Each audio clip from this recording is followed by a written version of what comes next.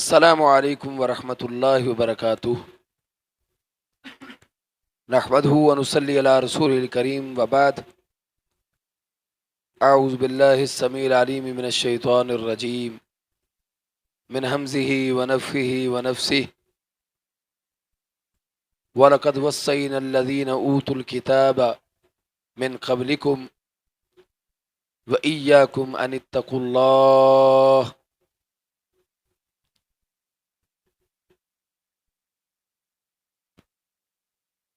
شریعت اسلامیہ کے اندر تمام عبادات کا جو اصل مقصد ہے وہ ہے تقوی، اور تقوی کا جو لغوی معنی ہے متقی سے کہ بچنا، ہر اس عمل سے جس سے انسان کو اندیشہ ہو کہ اس کا نفس جو ہے وہ باغی ہو سکتا ہے اور اس کی بغاوت کا انجام جو ہے وہ اللہ تبارک اسمہ و تعالی کے ہاں برا ہے۔ اگر روزوں کا فلسفہ دیکھا جائے کہ اس ماہ رمضان کو اللہ سبحانہ و تعالی نے کیوں فرض کیا ہے، تو اس کے آخر پر بھی یہی مقصد ہے لعلکم تتقون، تاکہ تم تقوی والے بنو، اللہ سے ڈرو۔ اور اگر اسی تقوی کی ڈیپتھ اور گہرائی میں جائیں تو اس کا معنی ہے شرک سے بچ جانا۔ ان اللہ لا یغفر ان یشرک بہ ویغفر ما دون ذلک لمن یشاء۔ شرک کے متعلق اللہ کا کلی فیصلہ ہے کہ اللہ اس کو ہرگز نہیں بخشے گا، مشرک انسان کو۔ ہاں، اگر وہ زندگی کے اندر توبہ کرتا ہے اور پکی اور سچی اور ٹھٹی توبہ ہے تو پھر اللہ معاف کرے گا۔ وَيَغْفِرُ مَا دُونَ ذَلِكَ لِمَن يَشَاءُ، کیونکہ سب سے بڑا گناہ، کبیرہ جو گناہ ہے وہ ہے شرک، اور باقی جو صغیرہ گناہ ہیں اگر اللہ ان کو چاہے گا تو بخش دے گا۔ یہ ہے تقوی، کہ اس کی ذات کے ساتھ کسی کو شریک نہیں ٹھہرانا۔ اگر اس کی ذات کے ساتھ کسی کو شریک ٹھہرا دیا تو پوری کائنات کا چپا چپا بھی اگر انسان عبادت کرے اور اگر پوری کائنات کو اللہ کے راستے کے اندر خرچ کر دے تو پھر بھی اللہ کے ہاں اس کی ایک کوڑی کی حیثیت اور وقت اور اوقات نہیں ہے۔ اور پہلے لوگوں سے بھی اللہ سبحانہ و تعالی نے تقوی کا ہی کہا اور تقوی کا ہی حکم دیا۔ وَلَقَدْ وَصَّيْنَا الَّذِينَ أُوتُوا الْكِتَابَ مِنْ قَبْلِكُمْ وَإِيَّاكُمْ أَنِ اتَّقُوا اللَّهَ۔ اور یقیناً جو تم سے پہلے لوگ جن کو کتاب دی گئی تھی اور تمہیں بھی اللہ نے تقوی کی وصیت کی تھی کہ ان اتقوا اللہ، یہ کہ اللہ سے ڈرو، یہ کہ اللہ کا تقوی اختیار کرو۔ اور جتنے رسول اللہ نے اس کائنات کے اندر مبعوث کیے، تمام رسولوں کو بھی اللہ سبحانہ و تعالی نے جو تقوی کا حکم دیا۔ سورۃ المومنون کی آیت نمبر 51، یا ایہا الرسل، اے رسول، اے رسولو۔ سب سے پہلے اس میں نقطہ جو اہم ترین ہے وہ آپ سمجھے کہ تقوی کا فوراً انبیاء علیہ السلام کو، رسولوں کو اللہ نے حکم نہیں دیا۔ کیا کہا؟ یا ایہا الرسل، اے میرے رسولو، کلوا من الطیبات، اللہ نے فرمایا کہ پاکیزہ چیزوں میں سے کھاؤ۔ اگر حرام کا لقمہ جسم کے اندر داخل ہو گیا، تقوی ختم ہو گیا، عبادت خارج ہو گئی، عبادت اللہ کا رد ہو جائے گی، مردود عبادت ہے۔ اس عبادت کو اللہ کبھی قبول نہیں کرے گا جو حرام کی جسم کی عبادت ہے۔ اگر حرام کا لقمہ چلا گیا پیٹ کے اندر تو جب تلک کہ وہ اس حرام کے لقمے کی توبہ کر کے اللہ سبحانہ و تعالی سے جو ہے اس کے بعد حلال رزق کا تعین کرے اور پھر حلال کھائے، پھر اللہ کے ہاں اس کی عبادت قبول ہوگی۔ کلوا من الطیبات کہنے کے بعد اللہ نے فرمایا وَاعْمَلُوا صَالِحًا، پھر اللہ نے فرمایا کہ نیک عمل کرو، اور ساتھ ہی اللہ نے تمام رسولوں کو اس چیز سے متنبع کیا، انی بما تعملون علیم، بے شک جو تم کر رہے ہو، جو بھی عمل کرو گے، اللہ نے فرمایا کہ وہ میں جانتا ہوں۔ یعنی رسولوں کو بھی اللہ نے سمجھا دیا کہ بے خبر نہیں ہوں میں، کہیں تم یہ کرو کہ جو مرضی عمل کرتے رہیں گے، اللہ کے علم میں نہیں ہے، جو تم اعمال کرو گے بے شک میں اللہ اس کے بارے میں علم رکھتا ہوں۔ وَإِنَّ هَذِهِ أُمَّتُكُمْ أُمَّةً وَاحِدَةً، اور یہ جو تمہارا دین ہے یہ واحد ایک دین ہے، واحد دین ہے۔ وَأَنَا رَبُّكُمْ، اور میں تمہارا رب ہوں سب کا۔ فَاتَّقُونَ، پھر اللہ نے حکم دیا پس اللہ سے ڈرو، پس اللہ کے لیے تقوی اختیار کرو۔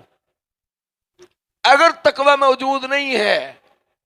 انسان کے نفس کے اندر شرک کی غلاظت موجود ہے، افعریت من اتخذ الہ ہواہ، کیا تم نے اس شخص کو نہیں دیکھا جس نے اپنے نفس کو معبود بنا رکھا ہے؟ یہ مستوں کا اس قدر خالی ہونا، اور غزہ کو روتے پھر رہے ہو۔ غزہ کو تو اللہ سبحانہ و تعالیٰ تمہیں دکھلا رہا ہے کہ آنکھوں سے دیکھو، اتنا دکھ اور تکلیف ہمیں نہیں ہے جتنا اس کائنات کے رب کو ہے، ہمیں زیادہ تکلیف ہے۔ وہ تو دکھلا رہا ہے کہ آج اگر تم غیرت نہیں کرتے تو کل کو اسی طرح تمہیں پیس دوں گا۔ وہ تو ہمیں یہ دکھلا رہا ہے، ہم دعائیں کر رہے ہیں، وہ بھی فراڈ کی دعائیں ساری کی ساری، اور اعمال ہمارے ٹگے کی بھی نہیں ہے، اور تقوی نام کا تصور بھی نہیں ہے کہ تقوی کس چیز کا نام ہے۔ اور تقوی کیسے ہو؟ حلال کا تعین ہو تو تقوی ہو، جب رزق کی حرام کمانا، اور حرام کمانے کے بعد پھر وہ اللہ کے راستے کے اندر خرچ کرنا، اور خرچ بھی اپنی مرضی سے کرنا جس طرح ہمارا دل چاہ رہا ہے، تو وہ تو ہم کلی طور پر اللہ کے باغی ہیں۔ رزق کا کمانے کا ذریعہ اس نے بتلا دیا ہے، وہ اگر حلال کمانا ہے تو اس کے راستے کے اندر خرچ کیسے کرنے ہیں، یہ بھی قرآن اور جناب محمد عربی صلی اللہ علیہ وسلم کے فرمان کے اندر موجود ہے۔ ساری امت کے لوگوں کے اندر، خاص طور پر تو یہ پاکستان کی سرزمین کے اندر تو مسلمان اب زکوٰۃ کا بھی ایک ڈرامہ چلتا ہے کہ اس کا جو ہے وہ راشن تقسیم کر رہے ہیں۔ 1500 سال سے لے کر اب تک ثابت کرو کہ کئی قرآن اور محمد عربی صلی اللہ علیہ وسلم کے فرمان میں اس طرح زکوٰۃ دینے کا حکم ہے جس طرح زکوٰۃ ہم دے کر ڈرامے بازی کر رہے ہیں۔ کہاں ہے راشن کا تقسیم کرنا؟ کہاں لکھا ہوا ہے کہ تم جنس تقسیم کرو؟ جنس کا تعلق تو عشر کے ساتھ ہے، ان دنوں میں عشر دے دو اگر اتنے تم امیر ہو تو۔ ایک بندہ جو ہے وہ مر رہا ہے، اس کے گھر کے دینے کے لیے کرایہ موجود نہیں ہے، اس کے بچوں کی فیسیں موجود نہیں ہیں، اس کے بچے مر رہے ہیں، اب تم افطاریاں کرواتے پھر رہے ہو، اور وہ اکیلا بندہ افطاری کرتا ہے، تمہیں معلوم ہے کہ اس کے بیوی بچوں کے پاس گھر میں کچھ ہے کہ نہیں ہے، اس کی دیہڑی بھی لگی ہے کہ نہیں لگی؟ تمہیں تو چاہیے تم اس کو پیسے دو اور ساتھ ترغیب دلاؤ اس کو کہ یہ ہم تمہیں جو ہے افطاری کے پیسے دے رہے ہیں، اور اکیلے کے لیے نہیں، اپنے لیے بھی لے جاؤ اور اپنے بچوں کے لیے بھی لے جاؤ، کوئی فائدہ ہو۔ اور منگتے کو منگتا ہی رکھا،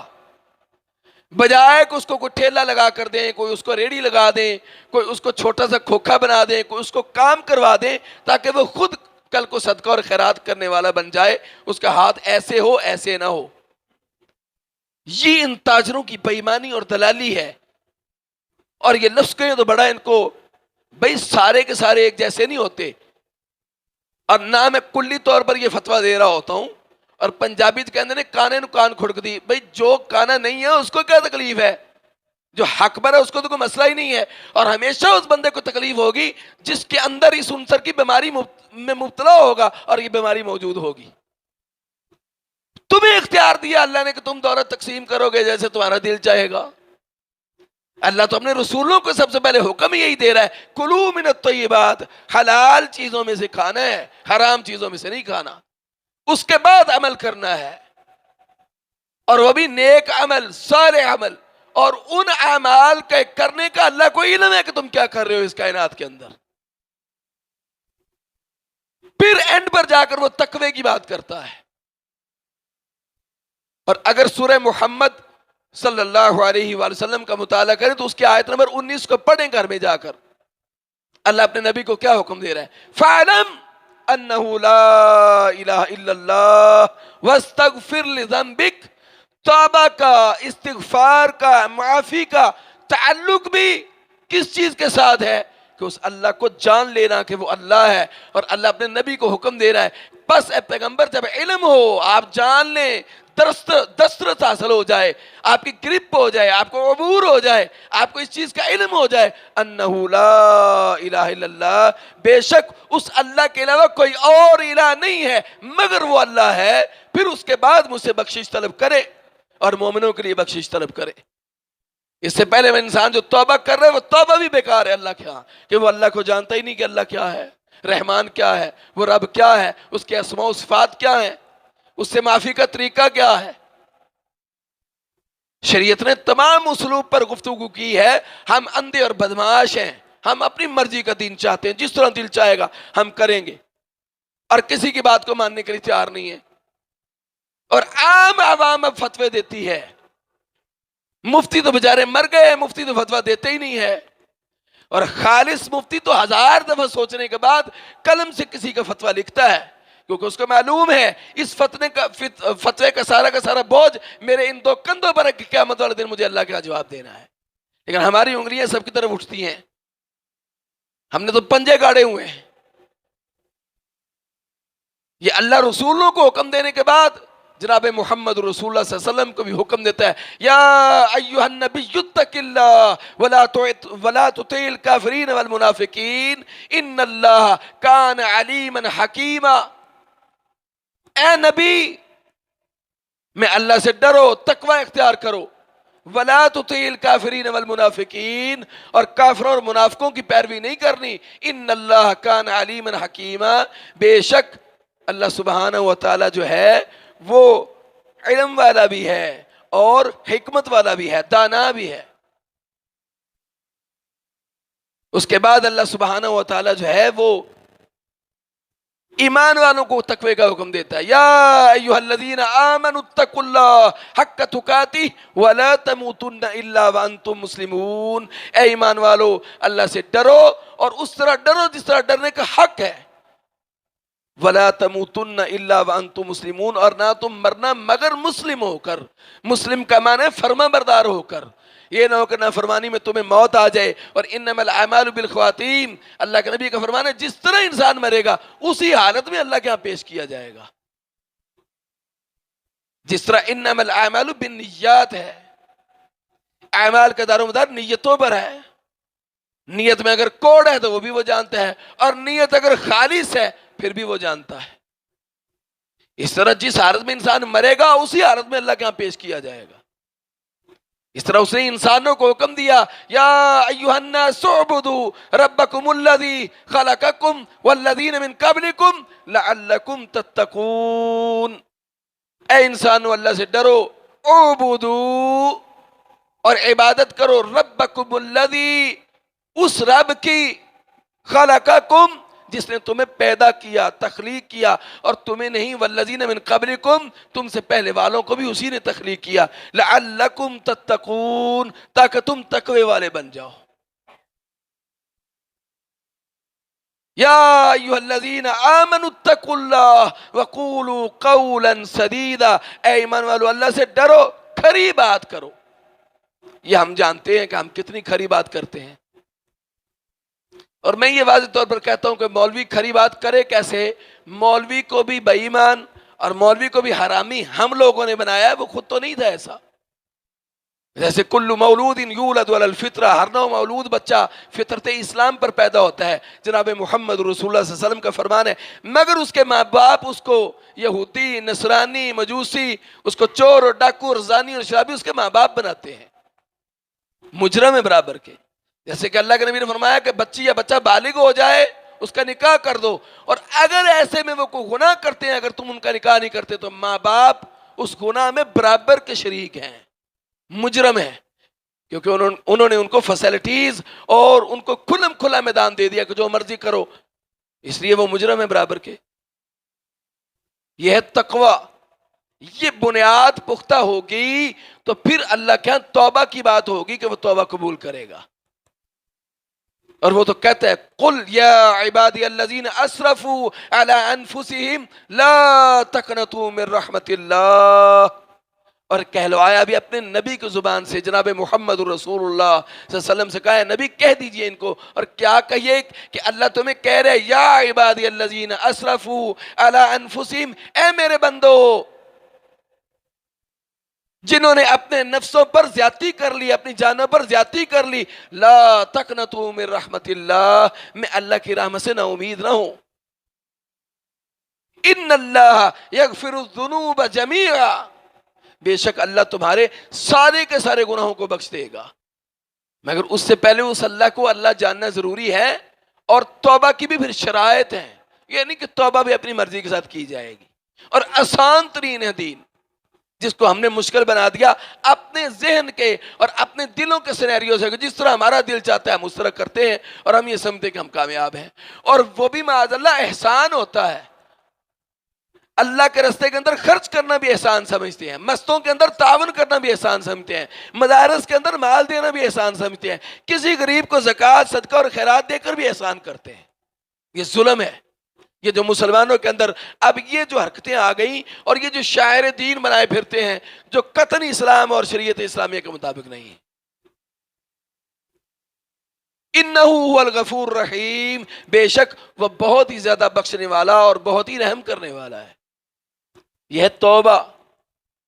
کہ جب انسان توبہ کر تو پھر پکی اور سچی، سب سے پہلے اس کی شرط یہی ہے یا ایھا الذین آمنوا توبوا الی اللہ توبۃ نصوحا عسى ربکم ان یکفر عنکم سیئاتکم ویدخلکم جنات تجری من تحتها الانہار، وہ تو کہتا ہے پکی اور سچی ایمان والو توبہ مجھ سے کر لو، اور ایمان علی ایمان لغت تصدیق، زبان سے ماننا ایمان نہیں ہے، وہ کہتا ہے تصدیق بالقلب، تمہارا دل اس چیز کو اٹیسٹڈ کرے اور پھر تم پوری کی پوری زندگی اس دین کے مطابق مر جاؤ، یہ ایمان ہے، یہ ایمان نہیں ہے کہ دل جو ہے تمہارا باغی رہے اور سرکش رہے اور تم اپنی مرضی کا دین چلاتے پھرو، اور والعمل بالجوارح، اور تمہارے جسم کے تمام اعضاء باغی ہوں، اور تم یہ سمجھو کہ ایمان ہے۔ آمنوا وعملوا الصالحات، یہ اللہ نے 89 مرتبہ قرآن کے اندر فرمایا ہے، 99 دفعہ، کہ ایمان اعمال صالح اظہار ایمان، اس ایمان کا اظہار کرو، یعنی سر کے بالوں سے لے کر پیروں کے ناخن تک یہ تقوی ہے کہ تم چلتے پھرتے نظر آنا چاہیے کہ یہ ایمان والا ہے، تمہارا سٹرکچر اور ڈھانچہ اس چیز کی ترجمانی کرے، ٹرانسلیٹ کرے، ترجمہ کرے کہ ایمان اس چیز کا نام ہے، اور اگر وہ نہیں ہے تو پھر ایمان ایمان نہیں، اور ایمان نہ ہو تو توبہ توبہ نہیں، عبادت عبادت نہیں ہے، کوئی بھی عبادت اللہ کی بارگاہ میں قبول نہیں ہے، اس ایمان کے اندر پختگی کا ہونا لازم ہے، اور وہ ایمان ہی تو ہے کہ اللہ کے علاوہ کسی اور کو الہ سمجھنا ہی نہ، جھکنا تو صرف اسی کے سامنے جھکنا، اور ہر وہ عمل جو قرآن اور محمد رسول اللہ صلی اللہ علیہ وسلم کے فرمان سے ثابت ہو، وہ عمل اللہ کی بارگاہ میں قبول ہوگا۔ توبہ کے بھی طریقے ہیں، اس لیے اللہ نے فرمایا وَتُوبُوا إِلَيْهِ جَمِيعًا أَيُّهَا الْمُؤْمِنُونَ، اے مومنو سارے کے سارے اکٹھے ہو کر اللہ سے توبہ کرو، لعلکم تفلحون، یہ بھی اللہ ایمان والوں کو کہہ رہا ہے تاکہ تم فلاح پا جاؤ، لیکن کہا کہ کھری بات کرو، صاف بات کرو، ستھری بات کرو، سچی اور سچی بات کرو، اس میں کج روی نہ ہو، ادھر نہیں ادھر ادھر، اور اگرچہ مگرچہ ایسے نہیں ویسے چونکہ چنانچہ، اور اس میں تم طویلات کے ساتھ من گھڑت باتوں کے ساتھ لوگوں کو گمراہ کرو، اور اپنی مرضی کی بات کرو، بات کھری کرو، اور اس کھری بات کے 2 انعامات اللہ سبحانہ وتعالی نے فرمائے ہیں،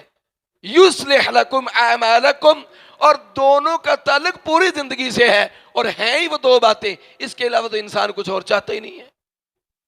انسان پریشان ہے، دکھ ہے، درد ہے، تکلیف ہے، سٹریس ہے، ڈپریشن کا شکار ہے، مشکلات اس پر گری ہوئی ہیں، مشکلات کے پہاڑ گرے ہوئے، آفات ہیں، وہ تکلیف در تکلیف گزر رہا اس کا، اور وہ یہ چاہتا ہے کہ یار میرے حال سے یہ ہو جائیں، میرے تو حال بڑے بگڑ گئے، اور اللہ فرمایا سچی بات تم کر دو، کھری بات، اور تقوی کے بعد، اور تقوی پیدا ہوگا حلال رزق کے بعد، جب تم کھری بات کر دو گے اللہ تمہاری زندگی کے تمام احوال کو درست کر دے گا، ان کی اصلاح کر دے گا، وَيَغْفِرْ لَكُمْ ذُنُوبَكُمْ، اور اس کے بعد کوشش اس دنیا کے اندر ایمان والے کی کیا ہے کہ مجھے اللہ بخش دے، اللہ کی پکڑ نہ ہو، اور ان تمام چیزوں کا تعلق حصول رحمت ہے کہ اللہ کی رحمت حاصل ہو جائے، اعمال کی وجہ سے انسان جنت میں نہیں جائے گا، اس کی رحمت سے جائے گا، کیونکہ اعمال انسان کرتا ہی رحمت کے حصول کے لیے ہے، اور اس کی رحمت ہو جائے گی تو اس کی رحمت کے سائے تلے انسان جنت میں چلا جائے گا۔ اور پھر اس کا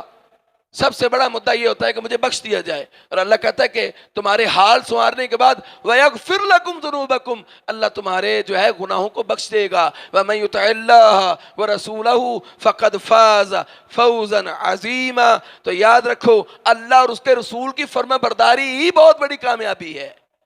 اس کے علاوہ دنیا میں اگر تم کہو کہ کامیابی ہے تو وہ کامیابی کا تصور بھی باطل ہے، کہ تم سمجھو کہ اللہ اور اس کے رسول سے ہٹ کر تم دنیا کے اندر کامیاب ہو جاؤ گے، وہ کامیابی نہیں، ذلت ہے، کہ اس کی پکڑ بڑی سخت ہے۔ وہ مال جو ہے نافرمانوں کو بھی دے رہا ہے اور فرما برداروں کو بھی دے رہا ہے۔ کبھی کوئی کافر بھوکا مرتا دیکھا ہے؟ یہودی، نصرانی، مجوسی، ماتا بدھ کو ماننے والے، مشرک، بت پرست، باغی، ایتھیسٹ، جو اللہ کو اللہ ہی نہیں مانتا، وہ کہتا ہے ہی نہیں اللہ، ان کو بھی وہ دے رہا ہے، لیکن گرفت بڑی سخت ہے۔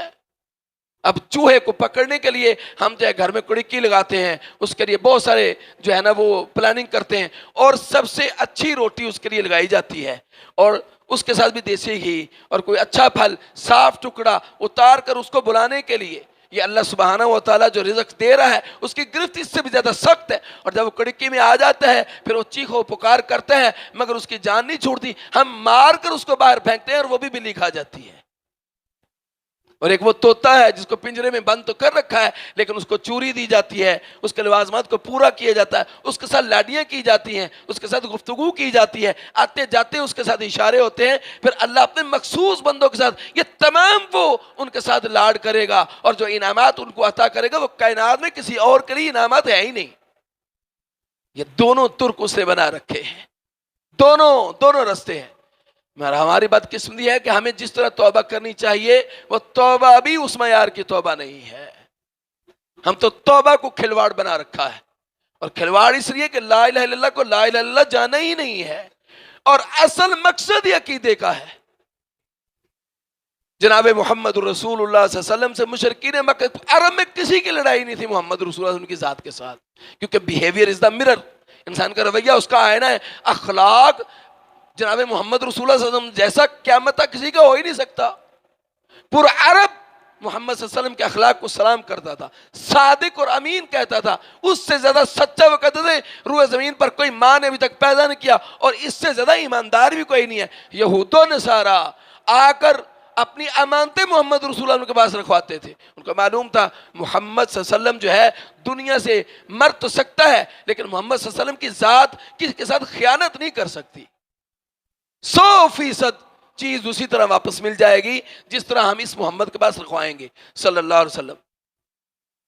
لیکن دشمنی کیا تھی کہ قتل کرنے کا بھی منصوبہ بنا دیا، اور آپ دیکھیں مزے کی بات کہ قتل کرنے کا ارادہ ہے اور پختہ ارادہ ہے، لیکن اللہ کے نبی صلی اللہ علیہ وسلم کو پھر بھی امانتیں رکھوائی ہوئی ہیں کہ آپ اپنی جگہ پر علی المرتضیٰ رضی اللہ عنہ کو اگر کہتے ہیں میرے بستر پر سونا ہے تو ساتھ یہ تلقین کرتے ہیں اگر پیچھے سے کوئی امانتیں لینے آ جائیں یہ یہود و نصارہ، یہ مشرکین، تو پھر علی ان کو ان کی امانتیں کما حقہ لوٹا دینا۔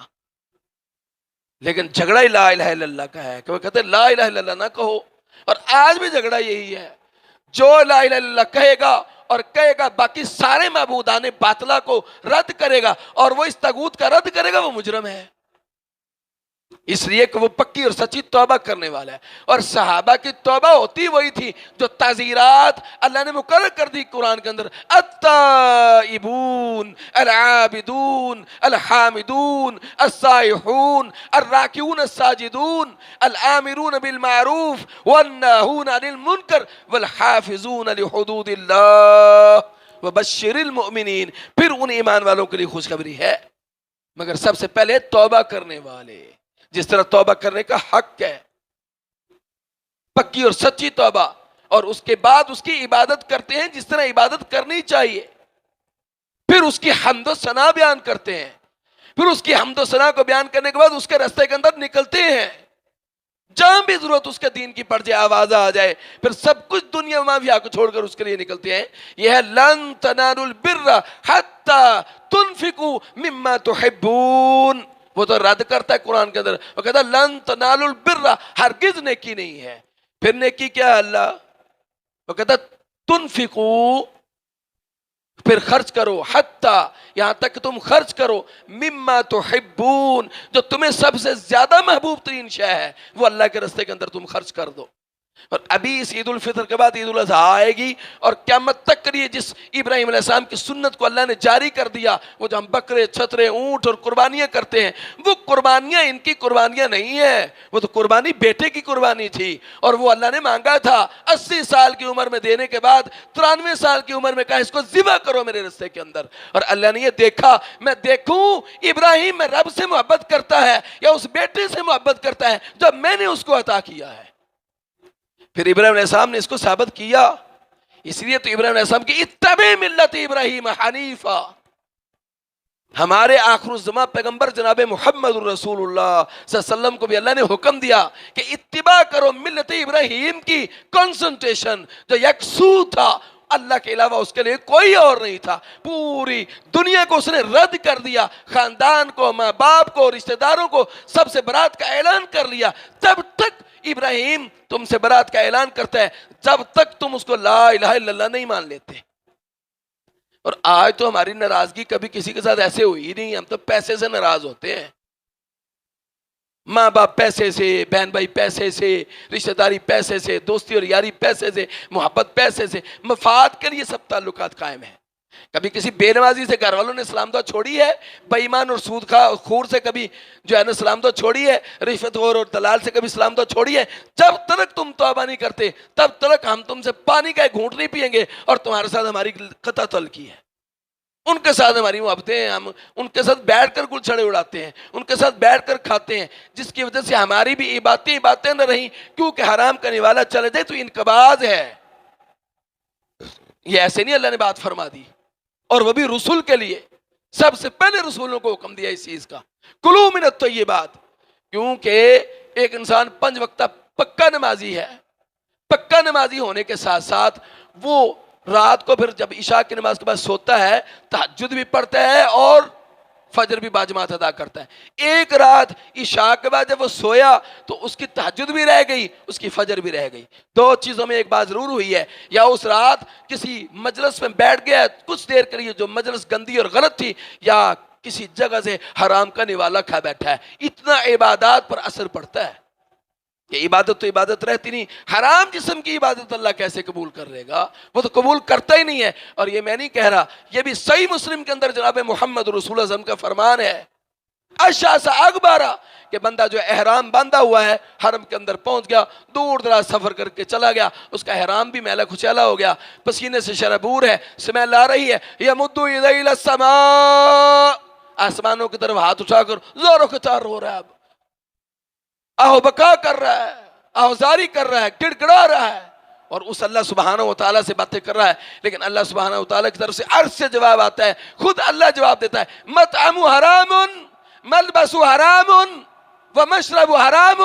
وغذی بالحرام، اللہ کہتا ہے تیرا کھانا حرام کا، جو تو نے احرام باندھا ہوا ہے، یہ جو لباس پہن کر میرے حرم کے اندر آ گئے وہ حرام کا، تیرا پینا حرام کا، غذی بالحرام، حرام کا جسم جو پلا ہوا میرے پاس لے کے آ گیا، فَأَنَّا يُسْتَجَابُ لِذَلِكَ،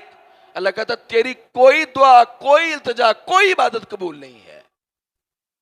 یہ کہاں کہہ رہا ہے؟ جو آخری لاسٹ بارڈر ہے، جس کے بعد آگے کچھ بھی نہیں ہے، وہ آخری سٹیج ہے جہاں جا کر انسان معافی مانگے تو وہ معاف کر دے، اور وہاں حرم جہاں اللہ کے نبی کا فرمان ہے ایک نماز حرم مکہ کے اندر 1,00,000 کے برابر ہے، حرم مدینہ میں چلا جائے مسجد نبوی کے اندر نماز پڑھے، ایک نماز 1,000 کے برابر ہے، اور وہاں کوئی عبادت قبول ہوئی؟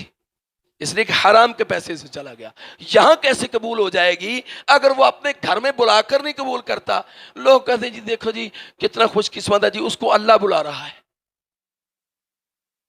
تو پھر مشرکین مکہ کو بھی اللہ بلا رہا تھا، پھر اللہ نے ان کو کیوں کیا کہتے قبول نہیں کیا؟ حالانکہ انہوں نے تو حلال کا بیت اللہ بنایا، حرام کا نہیں بنایا۔ اور یہ میں نہیں کہہ رہا، یہ حقیقی واقعہ ہے۔ ابو جہل نے بیت اللہ کو بنوایا ہے ابراہیم خلیل اللہ علیہ السلام کے بعد، اللہ نے مشرکین مکہ سے اور اس فرعون سے جس کے بارے میں محمد رسول اللہ نے فرمایا ہے کہ یہ اس فرعون سے، موسیٰ علیہ السلام کے فرعون سے بڑا میری امت کا یہ فرعون ہے ابو جہل، کیونکہ وہ تو قرآن کی آیتیں اس کے متعلق گواہی دے رہی ہیں کہ جب وہ ڈوبنے لگا تو وہ ایمان لاتا تھا، وہ کہتا تھا میں لا الہ الا اللہ بھی کہتا ہوں، موسیٰ کلیم اللہ بھی کہتا ہوں، لیکن اللہ نے نہیں مانا کیونکہ سانسوں میں ہی توبہ قبول ہونی ہے، جب نظر طاری ہو جائے گی پھر توبہ اللہ قبول نہیں کرتا، پھر اللہ نے نہیں اس کو بخشا، مگر یہ کہتا تھا کہ میری گردن کو جو ہے وہ معاذ اللہ وہ کہتا تھا سینے سے کاٹنا پتہ چلے کسی رئیس کی گردن ہے، توبہ بھی نہیں کی، توبہ بھی قبول نہیں اس نے کی کہ میں توبہ کر لوں، لیکن اس کے باوجود مشرکین مکہ کا وہ سرپنچ تھا، متولی تھا بیت اللہ کا، بیت اللہ کو اس نے حلال کا بنوایا، اس نے معاہدہ کیا تھا کہ ایک بھی درہم اور دینار اس پر حرام کا نہیں لگانا، اس کو حلال کا بنانا ہے، اور وہ حتیم مقام جو اتنا سا خالی ہے، جنہوں نے دیکھا ہوا بیت اللہ کو ان کو تو علم ہوگا کہ بیت اللہ کے ساتھ اتنی سی دیوار ہے، وہ دیوار بیت اللہ کا حصہ ہے، اگر ان کے بعد درہم و دینار حلال کے ہوتے تو اس پر چھت ڈلنی سی دیواریں بن کر، وہ بیت اللہ اس طرح ہے بیزوی طور پر چورس نہیں ہے، وہ چونکہ ان کے بعد درہم و دینار ختم ہو گئے اس لیے انہوں نے اس کو وہیں چھوڑ دیا، اور یہ پھر 3-4 دفعہ بیت اللہ کو گرا کر اس کے نقشے کو بدلنے کی کوشش کی گئی ہے، حتیٰ کہ تاریخوں کے اندر باقاعدہ یہ ثابت بات ہے کہ بیت اللہ کے دروازے کو بالکل برابر بھی کیا گیا، لیکن امام مالک رحمہ اللہ کے دور کے اندر جب گرا کر پھر اس کو اسی سمت میں بنا کر اونچا کیا گیا، پھر امام مالک رحمہ اللہ نے فتویٰ دے دیا آج کے بعد بیت اللہ کو کوئی بھی نہیں چھیڑے گا۔ اللہ نے قیامت تک کے لیے مشرکوں کے نقشے کو پاس کیا، اور وہ پھر جو ستو پلاتا تھا نا حاجیوں کو، وہ بھی وہ اعلان کرواتا تھا کہ ان کو یہ بتلا دو کہ یہ ستو حرام کے درہم و دینار کے نہیں، حلال کے درہم و دینار کے ہیں۔ او مسلمانوں کیا بنے گا، کیا بنے گا؟ وہ سوچو کہ مشرکوں سے، کافروں سے، فرعونوں سے اللہ نے حلال کے کام کروائے ہیں، اور ہم اپنے گریبانوں میں جھانکے کہ ہم کدھر جا رہے ہیں، ہماری توبہ کیسی ہے؟ اور وہ اگر توبہ کرو اور پکی اور سچی عقیدے کے بعد توبہ کرو تو اس کے تو بہت سارے انعامات ہیں، وہ تو کہتے ہیں الا من تاب، مگر جو شخص توبہ کرے، وآمن اور ایمان لائے، وعمل عملا صالحا اور پھر وہ عمل کرے، عمل بھی نیک ہو، صالح عمل ہو، پھر کیا اللہ فرماتا ہے فاولئک یبدل اللہ سیئاتہم حسنات، پھر اللہ اس کے برے اعمال کو نیکیوں کے ساتھ بدل دے گا، جتنے اس نے برائیاں کی ہوں گی اللہ تمام کی تمام برائیوں کو اللہ اچھائیوں میں بدل دے گا، تبدیل کرے گا، یہ اتنا بڑا انعام ہے۔ وَكَانَ اللَّهُ غَفُورًا الرحیم، غفور الرحیم، اور وہ بہت بخشنے والا اور رحم کرنے والا ہے۔ وہ اور ایک مقام پر کہتا ہے،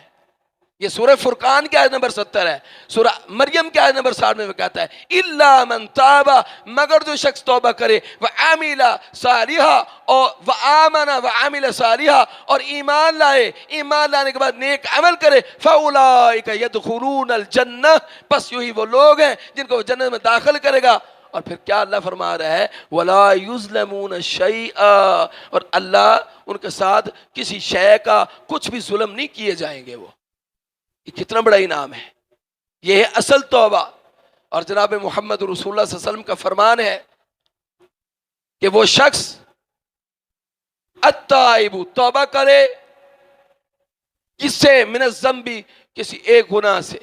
اور وہ توبہ کرتا ہے کمن لا ذنب لہ، تو ایسے ہی ہے کہ جیسے اس نے کبھی کوئی گناہ کیا ہی نہیں ہے، یہ ہے توبہ اصل۔ تو یہ دعا کریں کہ اللہ سبحانہ و تعالیٰ میں ایسی توبہ کرنے کی توفیق عطا فرمائے، اور توبہ ایسے کی بھی ہے، وہ دیکھا نا 100 قتل کرنے والے کو بھی تو اللہ نے بخشا ہے، اور یہ حدیث ہم نے کئی دفعہ سنی ہوگی، لیکن اس کا ارادہ پختہ تھا، اس کو معلوم تھا وہ الہ ہے اور اس کے علاوہ کوئی اور بخش سکتا نہیں۔ باقی دنیا نے میں اس کو انہوں نے بھی گمراہ کرنے کی کوشش کی اور 99 قتل کر دیے ہیں، تیری تو بخشش ہونی نہیں ہے، مگر اس کو یقین کامل تھا کہ میں اگر نیت خالص کے ساتھ انہی سانسوں میں اس سے بخشش طلب کروں گا وہ مجھے معاف کر دے گا، اور پھر اللہ نے اس کو بخشا ہے۔ معاذ بن مالک رضی اللہ عنہ سے زنا ہوا، اللہ کے نبی صلی اللہ علیہ وسلم کے پاس آگے، معاذ بن مالک اسلمی رضی اللہ عنہ، اللہ کے رسول مجھے پاک کیے جا، فرمایا جاؤ جا کر استغفار کر، اور تھوڑا سا دور جا کے پھر واپس آگے، پھر اللہ کے رسول نے فرمایا جاؤ جا کر استغفار کر، پھر اللہ کے رسول کے پاس آگئے، نہیں اللہ کے رسول مجھے پاک کیا جائے۔ صحابہ سے اللہ کے نبی نے پوچھا چوتھی بار کہ کیا یہ مستقل زانی ہے، پرماننٹ؟ فرمایا نہیں اللہ کے رسول اس سے زنا ہو گیا ہے۔ فرمایا کیا تم سے زنا ہوا ہے؟ کہا نعم یا رسول اللہ صلی اللہ علیہ وسلم۔ اللہ کے رسول نے فرمایا اس کو رجم کرنے کی تیاری کی جائے۔ 3 دن اس کو زمین کے اندر گاڑ کر سنسار کیا گیا، اور جب جان نکل گئی پھر دو گروہ صحابہ کے بن گئے. ایک وہ کہیں کہ یار اس نے گناہ کر کے تو گناہ نے اس کو گرفت میں لے لیا ہے, یہ اس کے جرم کی سزا اس کو ملی, اور کچھ کہیں جی بخشا گیا ہے. اللہ کے رسول جب آئے آپ نے فرمایا کہ معاذ کے متعلق جو ہے نا بخشش کی دعا کرو. اللہ کے رسول کو اس مسئلے کا علم ہوا اور فرمایا کہ اگر معاذ بن مالک کی توبہ کو ایک امت میں تقسیم کر دیا جائے, پوری امت کے لیے اس کی ایک توبہ کافی ہو جائے گی. یہ ایسی توبہ ہے کیونکہ وہ جانتے تھے یہ ہے التائبون العابدون الحامدون السائحون, پھر ہے الراکعون الساجدون, رکوع و سجود کرنے والے, الامرون بالمعروف والناہون عن المنکر, نیکی کا حکم دینے والے اور برائی سے روکنے والے. اور اس سے آگے ایک جامع بات ہے والحافظون لحدود اللہ, پھر اللہ کی تعزیرات, جو حدود, جو لیمٹس اس نے مقرر کر دی اس کے محافظ اور ڈیفنس کرنے والے. یہ ہے کہ جو جانتے تھے کہ زنا جو میں شادی شدہ ہوں اس کی سزائے سنگسار ہے, انہوں نے اس استغفار کو نہیں مانگا. ان کو معلوم تھا کہ شرعی عدالت میں اگر میں یہ سزا لوں گا یہی میری اللہ کے ہاں توبہ ہوگی. یہ ہے تعزیرات کے محافظ. وبشر المؤمنین, اللہ نے فرمایا انہی کے لیے خوشخبری ہے, یہ ایمان والے ہیں. تو اللہ سبحانہ و تعالی جو ہے یہ آخری دن ہے, کوئی پتہ نہیں ہے. ہم تو یہ کہہ رہے ہیں نا 3-4 رہ گئے, ہمیں کیا معلوم ہے, لا ادری, میں نہیں جانتا. اللہ کے رسول نے فرمایا جو نماز پڑھو زندگی کی آخری نماز سمجھ کے پڑھو, پتہ ہی کوئی نہیں ہے. یہ آپ جو لوگ بیٹھے ہوئے ہیں نا یہ خوش قسمت ہیں آپ لوگ. میں تو حیران ہوتا ہوں, یہاں اشتہار لگا ہوگا وہ فلیکسا جو نماز کے بعد کے مسنون اذکار ہے, بندہ اس کو یاد کرے نا, میرا خیال ہے کہ 5 منٹ سے بھی پہلے وہ ادا ہو جاتے ہیں سارے کے سارے. لوگوں کے پاس عبادت میں اتنی فرصت نہیں ہے کہ ایسے سلام پھرتا جاتا تو دوڑ جاتے ہیں, اور ان کو یہ بھی معلوم نہیں کہ نماز ہوئی ہے کہ نہیں ہوئی. اور مسنون اذکار ہی چھوڑ دیے جائیں تو حدیث رسول اللہ کی روح میں اس کی نماز ہی ناقص ہے. وہ گویا عبادت تو عبادت ہے ہی نہیں, اس نے استہزاء مذاق اڑایا عبادت کا. کو جا کے وہ تسلی کے ساتھ بیٹھتا اور جو ہے وہ, اور دروس کا سلسلہ یہ نہیں ہے, دروس کا سلسلہ بھی ایک ہمارا شروع, میرا خیال ہے کہ پورے سال میں اتنے دروس ہوتے بھی نہیں ہیں. جیسے رمضان میں روزے فرض ہیں نا 1 سال کے بعد, اور میزبان خود اللہ ہے, ہم مہمان ہیں. پتہ نہیں اگلے سال تو بڑی دور کی بات ہے, یہ میں دور کی بات کر رہا ہوں. یعنی شریعت کے اندر مستقبل کا تصور نہیں ہے, فیوچر کنسیپٹ نہیں ہے. شریعت حال کی بات کرتی ہے.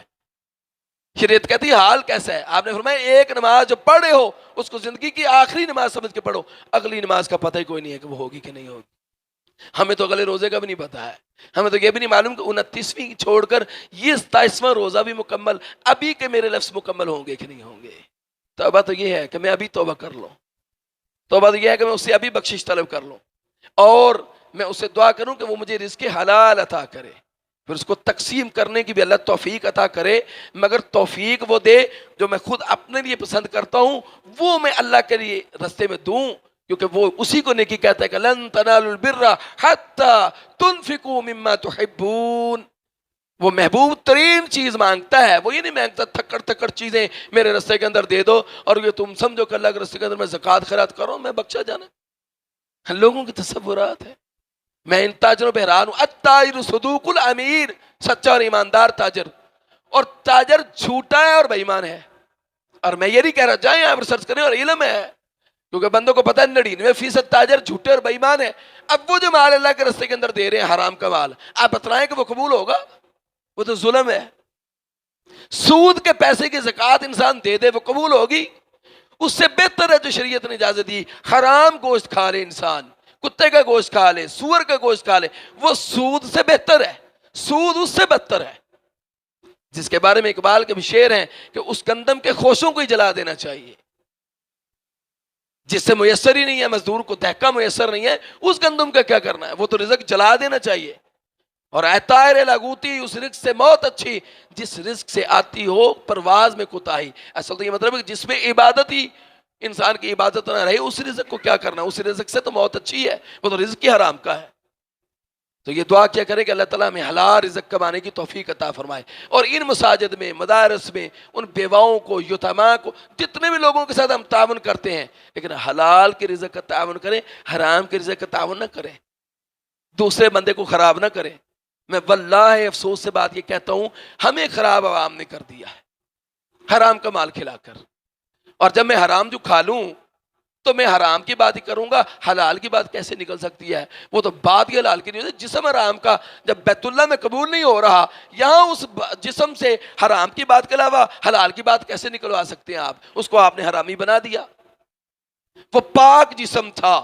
قرآن اس کے اندر ہے، حدیث رسول اللہ اس کے اندر موجود ہے، یہ مسجد اللہ کا گھر ہے۔ یعنی مشرکین مکہ نے ایک بھی درم اور دینار حرام کا نہیں لگایا۔ ہم ان مسجدوں میں سود کا پیسہ دینے کے لیے اور جوا کھیلنے کے بعد اور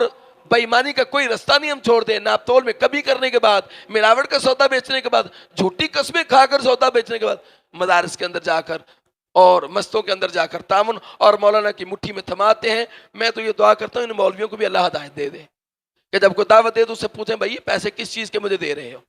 اور کیوں دے رہے ہو اور کیسے دے رہے ہو؟ یہ کچی مسجدیں تھیں پہلے، ہم نے پڑھی ہوئی ہیں نمازیں مولانا عبداللہ بھوپالی رحمہ اللہ کی، وہ کھجور کے چٹائیوں پر، اور میاں والی کے اندر تو میں قریب میں ہی وہ جو ہے نا کچے باہر فرش پہ نماز پڑھا کے آیا ہوں۔ تو مراد یہ وہ کچی مسجد تھی، نمازی پکے تھے،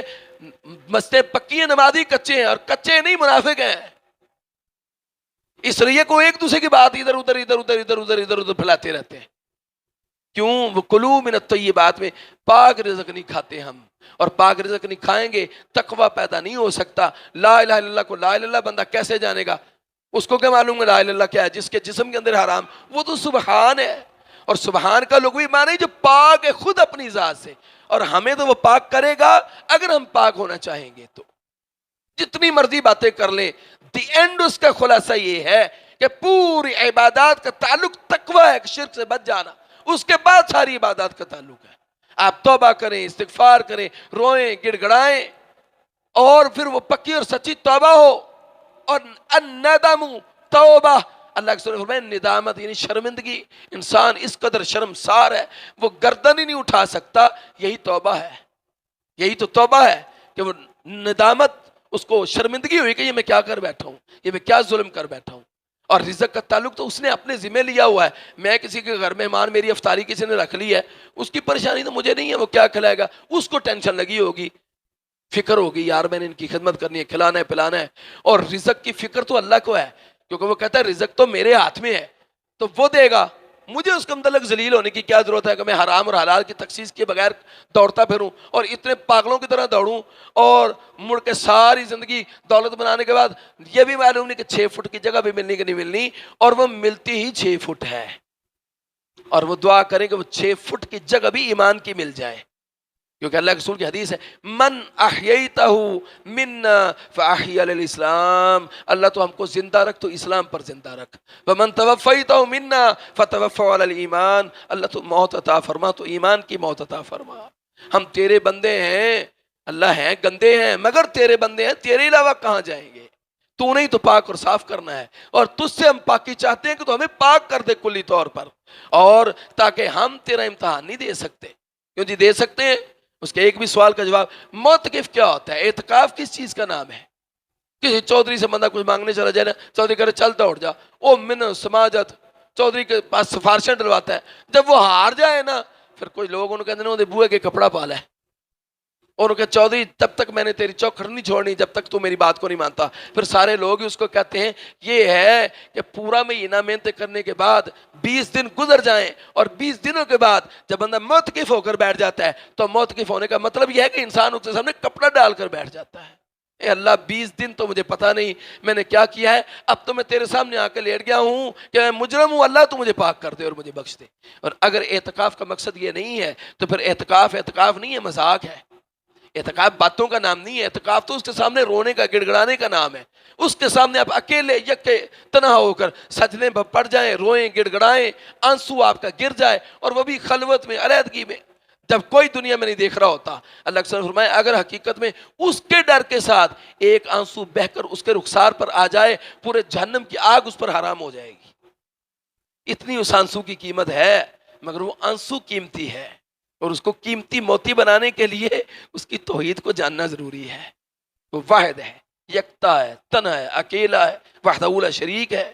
اللہ مالک الملک ہے، علام الغیوب ہے، عالم الغیب والشہادہ ہے۔ یہ جب جان جائے پھر مزہ ہے، پھر وہ لذت جو عبادت کے اندر ہوگی، پھر تو اس کو دنیا کا پتہ نہیں ہے کہ ادھر کیا ہو رہا ہے، ادھر کیا ہو رہا ہے، اوپر کیا ہو رہا ہے، نیچے کیا ہو رہا ہے، دائیں کیا ہو رہا ہے، بائیں کیا ہو رہا ہے، وہ اپنی عبادت میں مگن ہے۔